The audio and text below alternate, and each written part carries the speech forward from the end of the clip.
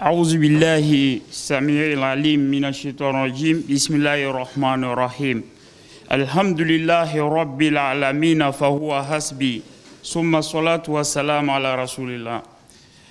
Chers frères, chères sœurs, assalamu alaikum wa rahmatullahi wa barakatuh. Repenser l'action islamique en Afrique à la lumière des objectifs est le thème sur lequel nous allons échanger ce matin, Inch'Allah. Ce thème nous appelle à renouveler notre réflexion, notre conception qui porte l'action dans la voie d'Allah, l'action islamique dans cette région particulière qui est notre continent. Pour ce faire, nous allons, après l'introduction, faire une brève présentation du contexte africain. Avant de passer à un deuxième point qui sera un rappel, un résumé sur les objectifs tels qu'ils nous ont été enseignés pendant ce colloque. Après, nous allons finir par voir en quoi est-ce que les objectifs peuvent nous aider à réussir dans le contexte spécifique de l'Afrique, avant d'aborder finalement un sujet sur le rattrapage éthique sur les grandes questions des sociétés qui sont laissées de côté dans l'action islamique à notre avis. Pour le contexte africain et son évolution, ce qu'il faut tout de suite savoir, pour beaucoup, c'est aussi le contexte mondial. Un monde où la production et le contrôle de l'information est une source réelle de pouvoir qui peut supplanter beaucoup d'autres pouvoirs traditionnels. Ne dit-on pas que nous sommes entrés dans l'ère de l'information, que certains qualifient de post-industriel, mais c'est aussi en même temps une ère de distraction, une ère où la capacité de se concentrer, de rester autonome dans sa pensée est une véritable gageure. Il est fastidieux de nos jours de penser par soi-même. Il y a un véritable séisme aussi des systèmes de valeurs ancestrales qui vont toucher la famille et d'autres choses qu'on croyait immuables. L'Afrique n'est qu'un quartier, une commune, disons un quartier de ce village planétaire que la globalisation nous impose à tous. L'Afrique subit aussi une triple accélération qui ne lui laisse pas toujours le temps de s'adapter.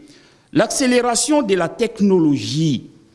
Les capacités des puces, théoriquement, peuvent doubler en 24 mois, ouvrant des nouvelles fonctions sur nos terminaux, dans notre vie quotidienne.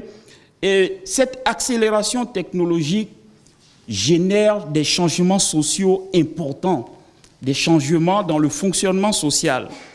La deuxième accélération que l'Afrique subit, comme tout le monde, à laquelle elle n'est pas forcément, le continent n'est pas forcément préparé, c'est l'accélération de la dégradation de notre environnement. Le changement climatique et ce qu'il va avec. Face à cela, si tous ont des difficultés de résilience, les difficultés de résilience de l'Afrique sont encore beaucoup plus accentuées. Enfin, une accélération de la globalisation elle-même, de la déconstruction des barrières qu'il y avait entre les États, les régions et les cultures. Ce continent est, alhamdulillah, riche de sa population, jeune, de ses ressources naturelles abondantes.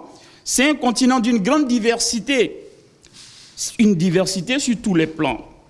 Cette diversité se voit aussi dans la répartition des communautés musulmanes. En Afrique, il y a d'un côté des États majoritairement musulmans d'un point de vue démographique. Et parmi eux, il y a deux catégories. En Afrique du Nord, on a les États pour lesquels l'islam est presque une religion d'État. je ne m'attache pas spécialement à la notion de religion d'État, mais c'est la religion du pays au Maghreb. Il y a d'autres États où démographiquement l'islam est majoritaire. Le Sénégal, la Guinée par exemple, on peut atteindre plus de 94% de musulmans dans les populations et ces États sont laïques. Parce que la conception de ces États tels qu'ils sont aujourd'hui, dans leur construction, sont plus issus de la colonisation que de nos États et empires historiques qui s'étaient installés selon les réalités locales avant la colonisation. Bien sûr, à côté de ces États, il y a d'autres où la communauté musulmane, que ce soit par son influence ou encore par sa démographie, est très minoritaire. Il y a des États en Afrique où les musulmans sont autour de 5% et d'autres où les minorités sont beaucoup plus importantes. Les besoins de développement en Afrique sont particulièrement lancinants. Quand on parle de développement international, on pense en particulier à l'Afrique et à l'Amérique latine. On sait que l'islam a joué un rôle important dans le passé de ces continents, dans la construction des grands États qui ont fait la fierté, le développement de nos peuples, qui ont tissé des liens entre nos peuples, les ont consolidés. Mais cet apport culturel important a aussi été un facteur de dignité, a permis des fois, a eu une contribution importante à la lutte pour la dignité des peuples, à l'émancipation des peuples ici en Afrique. Maintenant, face à tout le changement contextuel qu'a apporté la colonisation, les régions qui étaient déjà islamisées, qui étaient des fois des centres de certains États, se sont retrouvées dans des États nouveaux qui sont des fruits de l'interaction de la colonisation et des réalités locales. Et l'urgence à l'époque post-coloniale, c'était d'intervenir. Comment encadrer dans cet environnement où les enfants ne sont plus à l'école coranique, vont à l'école nationale, que les anciens appelaient école occidentale. C'est notre école à nous, c'est l'école nationale, mais qui ne tient pas du tout compte de l'éducation islamique et de notre culture. L'urgence, c'était de retrouver d'abord la jeunesse dans ces nouveaux espaces et veiller sur sa guidance. Et pendant que je le dis, en Côte d'Ivoire, permettez-moi de parler un peu de l'exemple que je connais. Il y a eu, à un certain moment, face à ces besoins, la création d'une association pour pouvoir faciliter l'Irshad. Et quand les chiouk arrivaient à l'université, il faudrait bien que quelqu'un les accueille, organise les rendez-vous, puisse faciliter l'interaction avec les prédicateurs qui arrivaient à l'université. Est née l'association des élèves et étudiants musulmans de Côte d'Ivoire. Il y a toujours une aventure similaire dans la plupart des pays qui sont du côté État laïque en Afrique ici.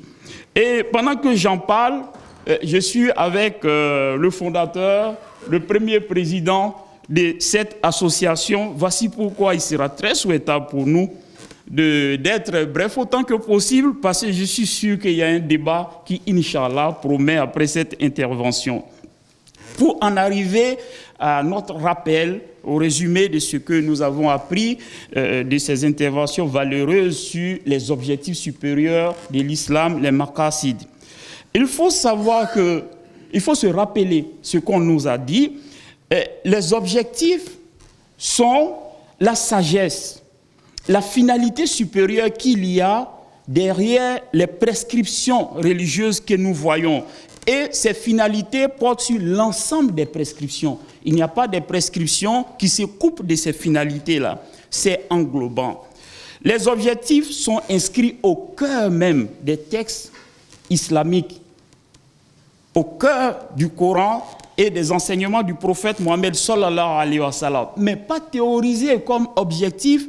Et on a vu tout le travail qui nous a été exposé ici sur comment est-ce que le processus a abouti à une théorie des maqasid. Mais ce qui est des textes, les objectifs sont portés par les textes de portée générale. Quand on regarde dans la sourate 20, on peut lire Toha ma anzalna alayka al-Qur'an litashqa. Nous ne t'avons pas révélé le Coran pour que tu sois malheureux, pour que tu souffres de sa révélation, au contraire. On peut aussi lire dans la sourate 21 Al-Anbiya wa ma arsalnaka illa rahmatan lil alamin. Nous ne t'avons envoyé que comme miséricorde pour l'univers. Ces textes de portée beaucoup plus générale, Kouliya, ont permis à ces ulama, certainement, selon un processus un peu long qui continue encore, de définir des finalités afin d'éclairer l'action islamique. Et cette préoccupation a continué jusqu'à arriver sur ce savant mécois, Al-Juwayni, dans son Al-Burhan, fi Usul al-Fiqh. Il a fait un travail beaucoup plus concentré sur la méthodologie, une méthodologie de Usul Fiqh qui a fait un travail beaucoup plus concentré sur les finalités. Son étudiant, Abu Hamid Ghazali, va reprendre cela et va encore s'employer à raffiner le travail de catégorisation que le maître avait fait. Tout ça se passe au IVe siècle de l'Hégire, qui va devenir ultérieurement, le travail de Ghazali, une référence qu'est aujourd'hui le livre Al-Mustasfa min Ulum al-Usul de l'imam Ghazali.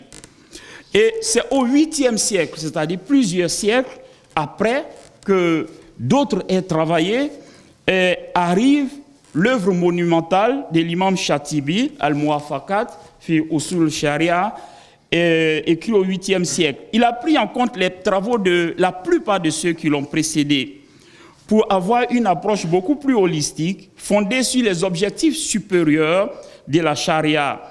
Il explique clairement que le but de la charia, c'est de promouvoir le bien, d'écarter le mal.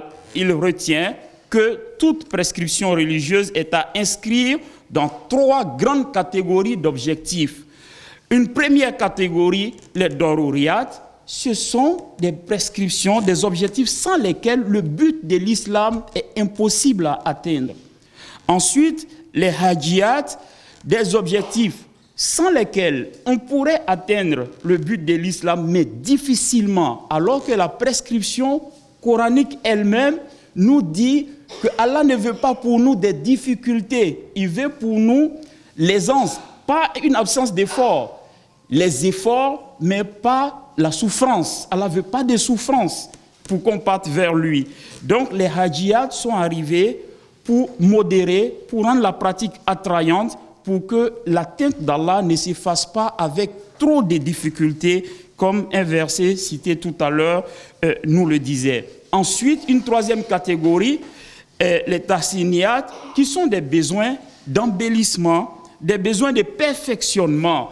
Ce sont les pratiques de la fitra dont a parlé le prophète sallallahu alayhi wa sallam, d'hygiène, d'embellissement, etc. Dans la première catégorie, les daruriyat, il classe les 5 objectifs dont il faut tenir compte, qui sont les plus connus et qui sont classés par ordre de priorité. Ils ont, eux, les experts, des arguments qui les ont poussés à classer ces priorités. En tout cas, ce que doit protéger la charia, ce que doit protéger l'islam, le but en islam est de protéger en première position la religion. Et de protéger la religion. En deuxième position, de protéger immédiatement la vie, après avoir protégé la religion. En troisième position, de protéger l'intellect, la raison, al-aql. En quatrième, de protéger an-nasl, la progéniture. Et en 5e position, la propriété.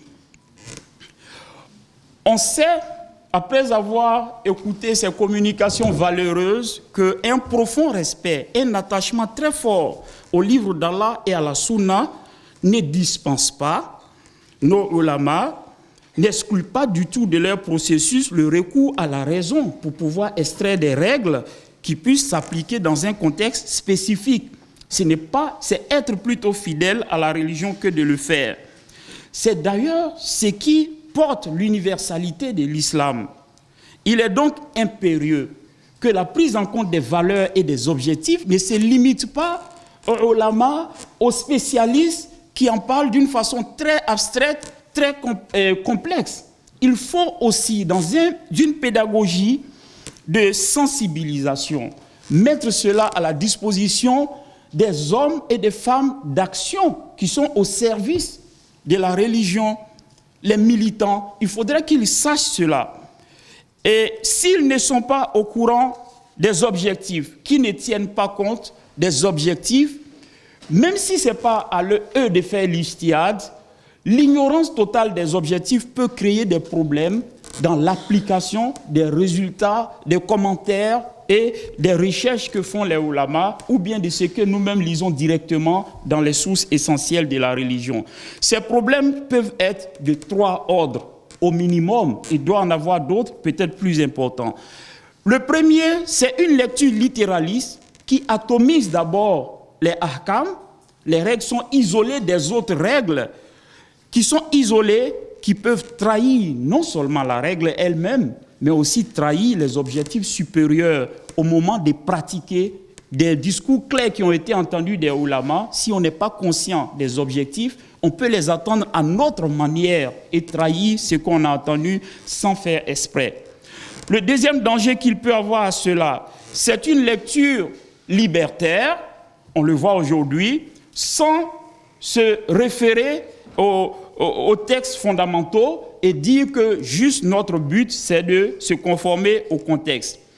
Un troisième danger est très présent, très prégnant actuellement de nos jours. C'est des gens qui ne se sont pas trompés du tout, qui ont d'autres intentions qui n'ont rien à voir avec l'islam, qui prennent notre texte comme du matériel de travail et de manipulation, qui vont isoler des particules coraniques, des hadiths sortis totalement de leur contexte pour pouvoir manipuler des enfants musulmans à combattre et l'islam et les musulmans eux-mêmes de la façon la plus violente. Et ce fléau atteint des sommets dans un livre dont le titre parle de lui-même, Idaratu Tahawush, Management de la sauvagerie. Quand on prend ce livre, des versets coraniques sortis de leur contexte, interprétés d'une façon totalement erratique, sont utilisés. S'ils peuvent se permettre ces techniques, c'est parce qu'ils savent très bien que la jeunesse en difficulté, les jeunes gens qui sont dans des situations très sensibles, qui ne peuvent pas savoir, par exemple, où le prophète est né, sallallahu alayhi wa sallam, ça existe, qui peuvent ne pas pouvoir citer les 5 piliers de l'islam, tout ça existe. Et si c'est un manipulateur qui est son premier maître, le danger qui arrive est ce que nous voyons quelquefois. Donc, je voudrais me résumer pour dire qu'un militantisme, un engagement dans la voie de Dieu qui est coupé des valeurs et des finalités de l'islam peut tourner aussi à l'agitation, des efforts qui sont faits pour aboutir à quelque chose d'inefficace ou bien des efforts qui trahissent les intentions, des efforts qui vont aller combattre ce que nous recherchons à travers ces efforts-là. Imaginez l'exemple éminent que le chef nous a donné hier, la circoncision, qui va bloquer la conversion d'un dirigeant d'un grand peuple qui, si s'était converti, allait permettre de diffuser le message, alors que cela est inscrit parmi les pratiques de la saine nature. La foi qu'il fallait sauver, le tawhid, l'adoration, le culte exclusif à Allah qu'il fallait sauver, ces hommes d'action qui sont allés sur le terrain ne savaient pas grand-chose des priorités, des objectifs. Donc, ils ont posé une exigence qui est allée contre l'intérêt de l'islam. Il faut donner pourtant les priorités aux priorités dans le travail islamique. L'autre travers de la négligence des objectifs par ceux qui ne sont pas des ulama, que ceux qui ne font pas qui ne sont pas spécialistes de la religion, s'ils négligent totalement les objectifs, mais c'est avec eux que les autres vivent. C'est eux, la communauté musulmane, c'est eux qu'on voit. S'ils ne savent pas quelles sont les finalités de la religion, alors on ne pourra pas voir d'une façon claire le caractère universel de l'islam. On ne pourra pas sentir le caractère miséricordieux de l'islam parce qu'ils ne se sentiront pas responsables, eux, de témoigner de l'islam à travers leur comportement quand ils sont en contact avec des personnes. Si on prend un exemple dans un immeuble où les parkings sont serrés, un voisin non musulman a cassé votre feu et qui vous recherche de bonne foi, vous trouve à votre appartement, c'est vous qui possédez telle voiture, j'ai cassé le feu en stationnant. Et il vient de bonne foi, très désolé de l'accident qui est arrivé. Un musulman peut avoir tout de suite deux attitudes. Il peut dire, mais vous avez cassé le feu alors que je dois faire un voyage pour ajouter à la détresse de l'autre qui a eu cet accident qui n'a pas fait exprès. Il peut, s'il se souvient des objectifs, il est capable de dire, par exemple, moi je voyage des fois d'un continent à l'autre pour la dawa, pour appeler, et mon billet d'avion, mon séjour, tout ça coûte beaucoup plus cher qu'un feu. Je vais lui donner une réponse spéciale par rapport aux objectifs de ma religion. Je vais dire, mais pourquoi tu t'inquiètes? Ce feu, je l'avais cassé une fois, rassure-toi, ce n'est pas du tout cher. Et j'ai mon neveu qui va prendre la voiture, pourvu que ce soit vrai, qui va prendre la voiture, qui va changer ça. Tu peux vérifier demain après-midi, ça sera fait. Et c'est fini, il n'y a pas de problème, tu n'as pas à demander pardon. Si le musulman le dit, ce n'est pas le alim parmi ses livres à la bibliothèque. Mais c'est celui-là qui doit porter le message auprès des gens. S'il est sensible au fait qu'il y a des objectifs, il va se comporter en fonction de ces objectifs. Voyons quelques attitudes pratiques pour pouvoir aller vers la fin de cette communication. Le premier objectif, préserver la religion. Préserver la religion, c'est le travail permanent de l'appel à la foi. Le rappel qui profite aux croyants et l'appel aussi adressé à ceux qui ne sont pas encore musulmans. Et cet appel, ce qu'il faut constater dans notre processus de repenser l'action musulmane, c'est tout ce dont nous avons parlé dans ces conférences et aussi le contexte spécifique de l'Afrique qui a été abordé hier avec des enseignements et beaucoup de sagesse. C'est de tenir compte de ces sagesses-là. Et tenir compte de ces sagesses, c'est une exigence explicite d'Allah subhanahu wa ta'ala dans le chapitre 16, Nahl. Il dit ila sabil rabbika bil hikma wa ma'izatil hasana wa jadiluhum billati hiya ahsan. Par la sagesse et la bonne exhortation, appelle à la voix de ton Seigneur et argumente avec eux de la meilleure des façons.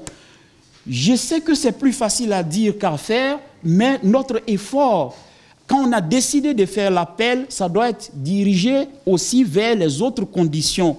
Quelle sagesse je dois avoir? C'est quoi donc la bonne argumentation qui peut être adaptée au contexte? Hier, le cheikh Mohamed Mita nous disait, lors d'une réponse, que la meilleure façon d'appeler à l'islam, c'est de vivre ce que nous en savons. Autant que nous connaissons l'islam et sa morale et ses objectifs, c'est de les appliquer d'abord. Donc, sans ouvrir la bouche, sans tenir des discours, nous devenons nous-mêmes une dawa permanente. Allah ne nous interroge-t-il pas? Est-ce que vous allez appeler les gens au bien et dire que l'islam c'est le pardon, c'est la miséricorde, c'est la solidarité et être vous-même un mauvais voisin? C'est là qu'il faut chercher, c'est là qu'il faut diriger nos réflexions pour pouvoir parfaire, améliorer le travail de qualité qui a déjà été fait. Mais comme nous sommes face à des changements, à un monde qui change, à un contexte qui évolue de façon accélérée, nous devons nous adapter. Dans un souci d'adaptation, nous devons tenir compte de cela. Il y a 3 autres points que je vais aborder avant de quitter ce premier objectif qui est la préservation de la religion. C'est dans le contexte africain, c'est qu'il y a des fois des grandes épreuves, comme il y en a partout. Regardez juste ces jours-ci, un massacre à Ouagadougou, des inondations dans un pays d'Afrique de l'Ouest, une crise post-électorale à Nairobi, et tout ça, ce sont des conditions très difficiles. Et quand le croyant est éprouvé comme ça, si la solidarité et le rappel ne sont pas suffisants, ce sont des moments de fragilité spirituelle, fragilité qui peuvent aller jusqu'à atteindre le tawhid. Nous, on l'a vécu ici en Côte d'Ivoire. Des gens qui ne pouvaient pas imaginer recourir à autre chose qu'Allah subhanahu wa ta'ala, qui pendant la crise ont commencé à chercher la force ailleurs qu'avec Allah subhanahu wa ta'ala. On a vu des talismans apparaître, le recours à certains syncrétismes puisés, des pratiques qui étaient normalement abandonnées, même par les aïeux. Les gens sont revenus à certaines pratiques de ce genre. Donc, il est important que tous ceux qui appellent à la voix d'Allah en Afrique ici fassent attention. Quelqu'un qui a pratiqué la religion pendant longtemps, pendant des moments difficiles, peut trouver son tawhid altéré. Il faut faire très attention à cela. Il faut faire aussi attention à quelque chose. Il y a l'urbanisation galopante, mais l'Afrique reste essentiellement rurale. Il y a près de 600 millions de gens qui n'ont pas d'électricité, qui n'ont pas accès à l'électricité sur ce continent. Nous sommes un continent essentiellement rural. Pendant que le continent est rural, pendant qu'après la colonisation, on s'inquiétait pour la jeunesse musulmane qui vit dans les villes, dans les lycées et dans les internats, aujourd'hui, il faut s'inquiéter pour la communauté musulmane rester au village. Parce qu'elle est au village physiquement, mais en réalité, elle n'est pas au village. Il y a une parabole, il y a un terminal mobile qui est connecté à Internet et les éducateurs qui sont au village ne sont pas capables de les aider à s'adapter à ce contexte qui les a trouvés dans leur village. Pendant ce temps, les éducateurs, les doates, qui sont outillés pour faire face à cette situation, sont en train de se concentrer dans les villes, à Abidjan, à Bouaké, pendant qu'en Afrique, pour des raisons de nomadisme, l'agriculture aussi, il y a des toutes petites communautés de 40 personnes qui sont isolées dans la ferme, qui suivent les bêtes à travers, selon les saisons. Ces toutes petites communautés isolées dans un contexte qui leur apporte des informations auxquelles ils n'étaient pas habitués, il est important pour ceux qui appellent à nos maîtres de faire attention. C'est le village, c'est le monde rural qui est en train d'être totalement oublié. Alors que quand on lit un travail comme ce rapport de la Pew Research Institute des États-Unis sur l'évolution des religions de 2010 à 2050, évolution démographique, mais aussi en termes d'influence dans le monde, c'est vrai, le résultat qui est prévu pour l'islam, machallah, on s'en réjouit, mais ce ne sont que des prévisions. Et on se rend compte que malgré le grand progrès, le progrès prodigieux de la communauté musulmane, par exemple, le premier pays, ce rapport dit le premier pays où il y aura le plus de musulmans en 2050, ce ne sera plus l'Indonésie, mais l'Inde. Voilà, il y a des données, mais ce qui doit retenir notre attention par rapport à notre thème, c'est que la concurrence au niveau de l'appel à la religion se joue en Amérique latine et en Afrique noire, essentiellement dans les zones périphériques des villes, dans les zones sensibles qu'il y a autour des villes, mais aussi dans le monde rural. Le monde rural a deux configurations. Il y a là où l'islam était installé historiquement, mais il y a là où il n'y a que des religions traditionnelles qui se pratiquent. Donc si on ne fait pas attention, on va fournir beaucoup d'efforts, d'argent, d'efforts pour faire l'appel en ville, là où il y a tellement déjà d'encadreurs, et négliger ce monde rural où doit être concentrée aussi notre attention pour l'appel. Ce monde rural difficile d'accès, on ne peut des fois pas y aller en voiture, mais il y a des communautés qui vivent là. Il y a des communautés qui vivent là. Ici, il y avait beaucoup de caravanes de dawa qui allaient dans le monde rural. Cela se fait de plus en plus rare. Je suis obligé de vous parler selon l'expérience que j'ai de la Côte d'Ivoire. Et une fois que j'ai suivi l'association des jeunes musulmans de Côte d'Ivoire, on nous a demandé de faire une conférence. J'ai demandé à les suivre dans les villages. Quand je suis allé, à moins de 5 kilomètres de la grande ville, on a trouvé des situations qu'on ne peut pas imaginer à partir d'Abidjan. Donc préserver la religion, c'est aussi trouver les gens là où ils sont pour porter le message. La deuxième finalité que ces ulama ont mis en termes de priorité juste après la préservation de la foi, c'est aussi la préservation de la vie. La préservation de la vie, nous avons entendu beaucoup de choses, mais dans mon cas, nous devons parler, nous allons échanger sur la réalité pratique de chacun de nous. Les ulama ont parlé de leurs défis. Sur le terrain, nous parlons des nôtres. Quand on parle de préserver la vie, c'est la lutte contre la malnutrition. Pourquoi nous ne nous sentons pas suffisamment responsables de la lutte contre la malnutrition en Afrique? C'est un fléau, c'est une menace sur la vie. La malnutrition agit sur le système immunitaire, rend les enfants, qui sont très nombreux chez nous, avec nos taux de natalité, très fragiles face aux maladies infectieuses. La malnutrition est une des premières causes de l'échec scolaire dans nos contrées. Parce qu'un enfant qui souffre de malnutrition a des problèmes de concentration. Et ensuite, de ces problèmes de concentration, on va avoir des problèmes d'éducation. Alors, chers frères, chères sœurs, engageons-nous, nous devons nous sentir par rapport à la position que les problèmes de santé, de préservation de la vie ont dans la classification des maqasid. Nous devons faire attention. Notre réaction, nos actions futures doivent tenir compte. Je ne vais pas m'étendre plus pour ce qui concerne la santé dans des détails. Il y a beaucoup de choses. Il y a aussi, des fois, ce n'est pas qu'il faut payer des médicaments chers. Des fois, même les structures étatiques qui sont là, il faut une éducation sanitaire. Ce n'est pas très coûteux, des fois. Il faut une éducation sanitaire pour que les gens puissent profiter de ce qui existe. Et, par exemple, je tiens à le dire, nous sommes, par rapport à la santé, dans une transition épidémiologique dans les pays d'Afrique noire, des maladies infectieuses qui étaient le véritable problème de santé vers des maladies non transmissibles, le cancer, les maladies métaboliques comme le diabète et autres. C'est dû à des changements à la sédentarité. Dans le monde rural où les gens étaient très actifs dans leur activité, tout le monde a des tricycles et des motos et les parents âgés qui devaient juste surveiller ne marchent plus et il y a des choses qui sont en train d'arriver. Pour la santé, je ne vais pas m'étendre, je vais directement à la troisième finalité qui est la préservation de la raison. La préservation de la raison, nous allons en parler en termes d'action de terrain. Préserver la raison. Il faut savoir, se rappeler que la raison, c'est le trait majeur de l'esprit humain. C'est ce dépôt d'Allah dont on nous parlait il y a quelques jours qui nous permet de profiter pleinement de notre humanité et d'assumer la responsabilité qui est la nôtre.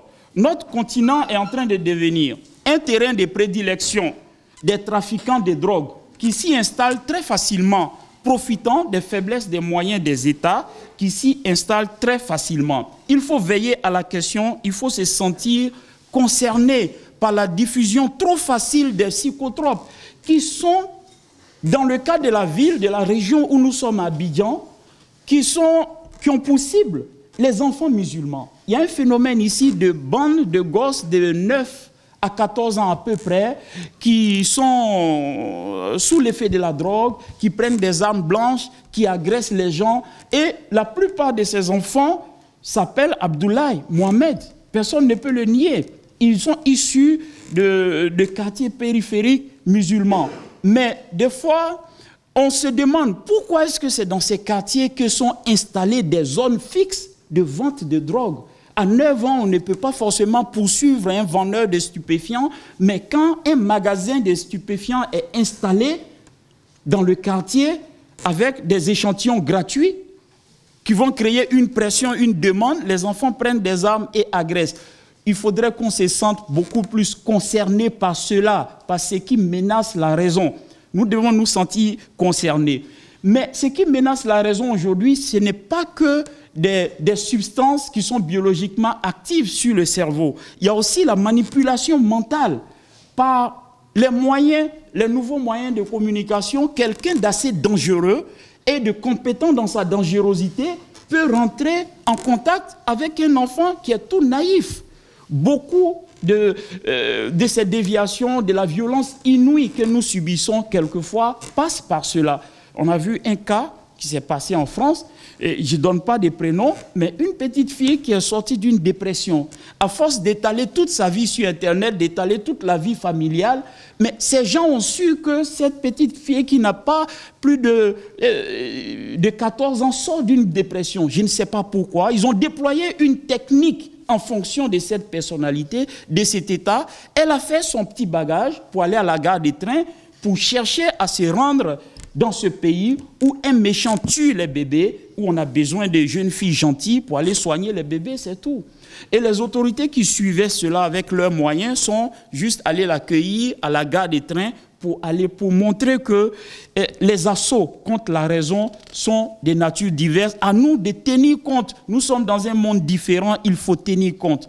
Le quatrième objectif, la postérité, An-Nasl. Oui, hier, quand les ulama en parlaient, c'est pas comme à leur époque, c'est pas comme aujourd'hui. Il y a des choses qu'on croyait immuables qui sont remises en cause. Le couple, la notion de mariage, tout ça est à redéfinir. Et la technologie, après les technologies de l'information, l'autre accélération technologique, c'est au niveau des biotechnologies. On sait, avec la procréation médicalement assistée, l'histoire de Louise Brown est aujourd'hui du passé. La technologie a dépassé le niveau de la fécondation in vitro. L'accélération est de telle sorte que, pour pouvoir, la reproduction humaine va faire l'objet de beaucoup de débats et de bouleversements. Regardez cette technique, la CRISPR-Cas9, qu'une collègue française et une autre américaine ont découvert il y a quelques années, est une accélération brutale des capacités de manipulation du génome humain, de tous les êtres vivants. Mais ici, par rapport à notre thème du génome humain, pourquoi? Chez les bactéries, Allah a mis une certaine capacité de se défendre contre les virus des bactéries. Il a un gène de son virus, de celui qui l'agresse. Il y a une molécule qui permet d'identifier l'agresseur à partir de ces gènes. Et ensuite, il a un ciseau moléculaire qui permet d'aller découper le génome de l'agresseur pour qu'il ne puisse pas l'intoxiquer.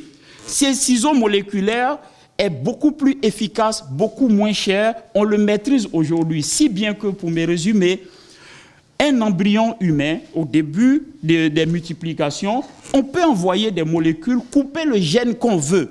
On peut couper le gène qu'on veut et le remplacer par un gène fabriqué qu'on veut aussi. Et c'est dans des conditions 10 fois plus efficaces, 10 fois plus rapides et surtout à la portée qui ne sont pas chères. Et ça fait qu'un pays comme la France, où les lois de biotechnologie, les débats de bioéthique sont très avancés, s'est retrouvé menacé de dépassement. On s'est dit, au-delà de ces techniques naissantes, d'autres vont arriver. Et ce n'est pas en ce moment, quand des choses vont commencer à apparaître, que les ulama vont tenter de faire des rencontres avec les spécialistes des biotechnologies pour voir ensemble quel avis nous, musulmans, pouvons chercher à comprendre le langage. Il est important de se rapprocher, les spécialistes des textes et les spécialistes des différents domaines, comme le professeur nous enseignait, se rapprochent ici en Afrique dans notre contexte. Pourquoi une spécificité de l'Afrique? Le contrôle. À Abidjan, on pratique la procréation médicalement assistée sans qu'il n'y ait de cadre réglementaire. On fait des emplettes en termes de machines, on pratique quelque chose qui n'est surveillé par personne. C'est important de se réveiller avant que cette situation ne s'aggrave. Le cinquième, préserver les biens. C'est la lutte contre la pauvreté. Je ne veux pas en dire beaucoup de choses, tellement j'ai aussi hâte à ce que le débat s'ouvre. Il faudrait savoir seulement que nous avons un véritable problème en Afrique de rattrapage éthique sur des grandes questions que la communauté, dans ses actions, a totalement négligées. La dignité, on parle des droits de l'homme. Quelle est la part, quelle est la contribution des musulmans ici en Afrique dans ce débat de dignité humaine? Nous avons des outils, des moyens, des travaux qui sont faits que nous ne partageons pas. La citoyenneté et la démocratie. C'est vrai, au début, c'était comment préserver l'identité islamique. Cette identité est préservée. C'était même comment amener la jeunesse à faire la prière. Mais aujourd'hui, on ne va pas rester recroquevillé dans des structures qui ne portent forcément que islamique. Association des professeurs musulmans, association des architectes musulmans, association de ceci et de cela musulmans, cet enfermement-là nous empêche d'avoir de l'impact. La question de la citoyenneté et de la démocratie, nous devons l'aborder. Comment nous pouvons participer à l'action politique, dans quelles conditions, en restant fidèles au texte. Le développement, la question du développement, nous ne sommes pas concernés. Nous, en tant que communauté musulmane, la présence musulmane ne devait pas peser sur le développement de l'Afrique. Ça ne devait pas être un atout. C'est une question rhétorique à laquelle moi je ne réponds pas, mais peut-être à laquelle le cheikh Chaouki peut répondre. J'ai lu dans un travail important que la CAIL a publié en 2014, parlant de ces sujets. L'article parlait spécialement de la participation aux élections, à la démocratie, telle que ça se présente dans nos pays. Il ne faudrait pas attendre que la loi électorale soit truffée des hadiths et des versets coraniques avant de participer. Le cheikh Chaouki disait, la raison a le devoir de chercher les moyens de l'application des principes déduits des textes et de connaître le texte dans lequel les principes doivent être le contexte, dans lequel les principes doivent être appliqués, afin de définir si l'application est possible et définir la meilleure manière d'appliquer selon les exigences du contexte. Je saute quelques mots. Ce travail relève de l'autorité des savants spécialisés dans les textes, mais aussi de celle des gens d'expérience et des spécialistes des différents contextes politiques, sociaux, économiques. Pour conclure, moi je dis qu'il n'est plus tenable de réserver certaines questions, les questions des finalités, des valeurs islamiques aux travaux des savants, des experts, sans que la population musulmane ne soit imprégnée comme il convient de ces valeurs. Il faut sensibiliser les populations musulmanes sur ces valeurs et objectifs qui portent l'ensemble des prescriptions musulmanes. Parcourons la voie de l'islam en étant conscients de la destination. Car sur un réseau d'autoroutes, par exemple, si on ne se soucie que de rester sur la voie, de parcourir sans savoir dans quelle ville on s'en va, on peut des fois s'éloigner beaucoup plus que notre point de départ. C'est ce qu'il faut éviter. Assalamu alaikum wa rahmatullahi wa barakatuh.